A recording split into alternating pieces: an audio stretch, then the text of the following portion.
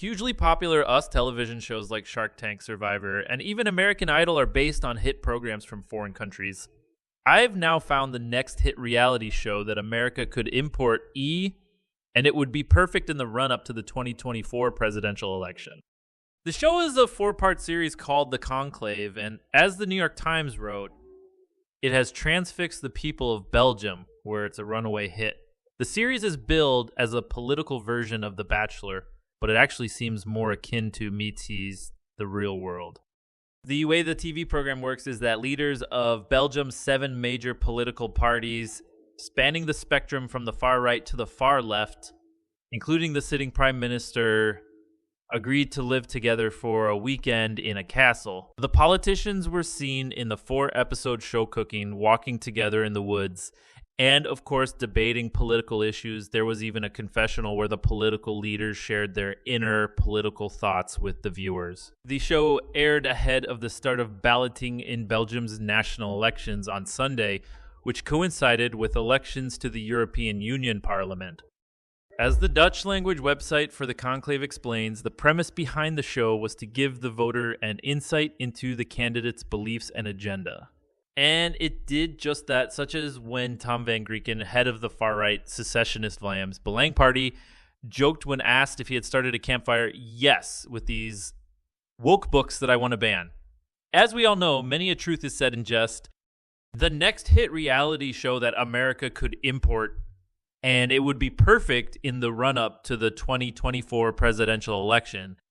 Vlaams Belang, a rising political force in Belgium whose name means Flemish interest, is known for its anti-immigrant positions and for what one opposition political figure in the shared house condemned as views that don't respect democracy. The largest party in Belgium, it is expected to increase its dominance after Sunday's vote. In fact, far-right parties did well in balloting held across Europe on Sunday, an ominous sign for left and centrist politics across the continent. Amid disagreements and reconciliation, there were real moments of substantive politics during the conclave. One example came when Bart de Wever, the leader of a conservative Flemish nationalist party, declared he would not partner with Van Grieken's party even if it meant they would have the seats needed to govern, explaining, "I can't partner with someone who doesn't respect democracy. Sorry, that's quite fundamental." That exchange seems important given that Van Grieken's party had been polling well, and if De Wever's party were to join in coalition with him, it would further Van Grieken's separatist agenda. He hopes to create a new country apart from the more ethnically diverse, French-speaking, left-leaning southern region of Belgium known as Wallonia. After Sunday's balloting, Vlaams Belang is projected to become Belgium's biggest party with around 26 of Flemish votes. It's impossible to know to what degree Belgians' feelings about what they saw in the conclave played a role in that result. But the more I think about it, the more convinced I am that a U.S. version of the conclave could help voters in the U.S. make up their minds ahead of November's White House race. For starters, a recent NBC News poll found that interest in this year's presidential election is the lowest in 20 years when compared with the same point in past presidential election cycles. What better way to shake things up and spark public interest than having Biden and Trump spend a weekend together with TV cameras capturing almost every move? The on-air time could help both candidates, although to be blunt, I think it would benefit Biden more. Despite Trump's experience in the reality show genre as host of The Apprentice, for Biden, it would be a great chance to finally put to rest questions about whether he is too old to serve another term as president, an issue that has dogged him throughout the campaign.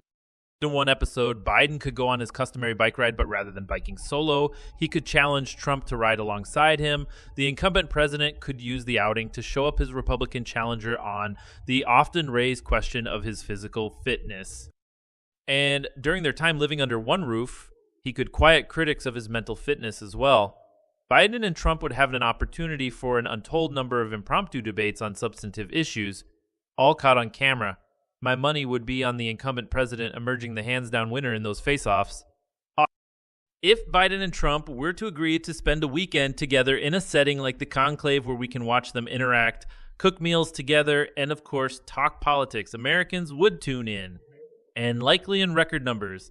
It would be up to the candidates to make their best case to voters. But would they agree to it? My guess is that Trump would, given, as everyone knows, how much he loves to be on television. He might even find a way to use the show to peddle some of his Trump merchandise, from his line of sneakers to his Trump-inspired Victory 47 cologne and his Trump Bibles. One possible hitch, however, has to do with scheduling, and it might prevent Trump from participating.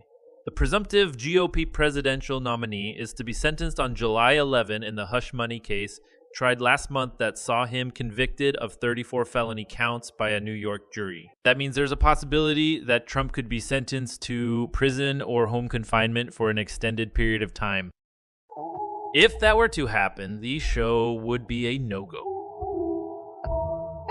Unless Biden were to agree to spend the weekend filming in Mar-a-Lago if Trump should get sentenced to house arrest.